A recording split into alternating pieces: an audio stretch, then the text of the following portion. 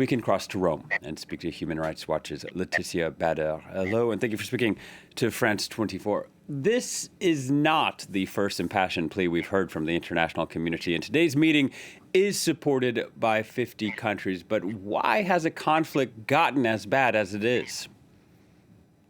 Well, in part, I would say because there hasn't been a concerted international response, and we have not yet seen the Human Rights Council, for example, playing the potentially preventative role which it needs to play.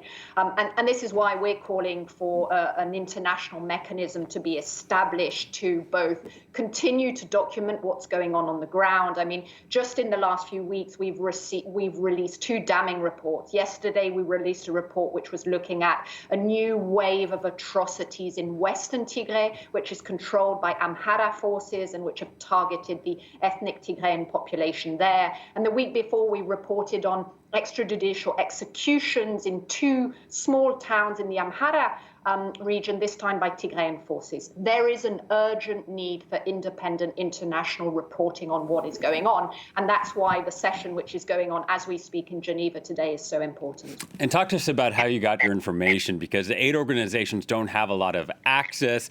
And a spokesman for the Amhara region had called these allegations in this latest report groundless.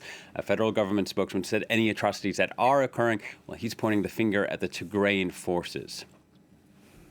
Well, I mean, real-time reporting throughout the conflict has been very difficult, and this is not only in the Tigray region. So most of Tigray currently, there is a communication shutdown, no telephone communication, no internet. But even the Amhara region and Western Tigray, there have been periods where the communication has been shut off.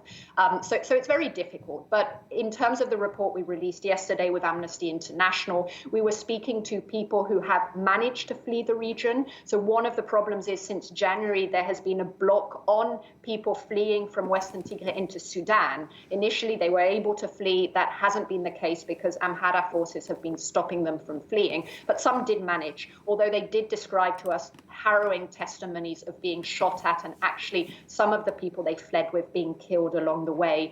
But there are also communication networks which are working in Western Tigray, which is under Amhara control as we speak. But it's very difficult. And as you can imagine, in this context of ongoing abuses, many people are very scared as well. And talk to us about today's special session with the UN Human Rights Council. Could anything concrete come out of it?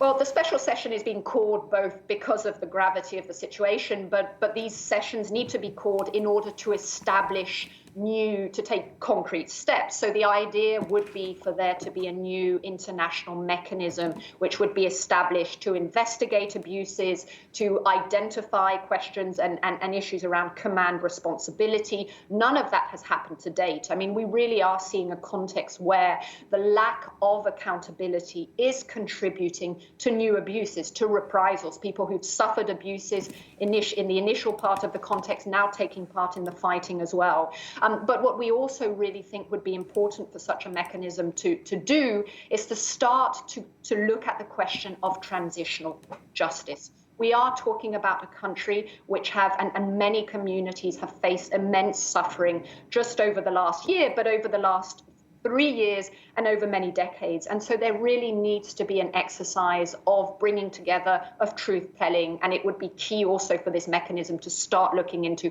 what that should look like. All right. Thank you very much, Laetitia Bader from Human Rights Watch.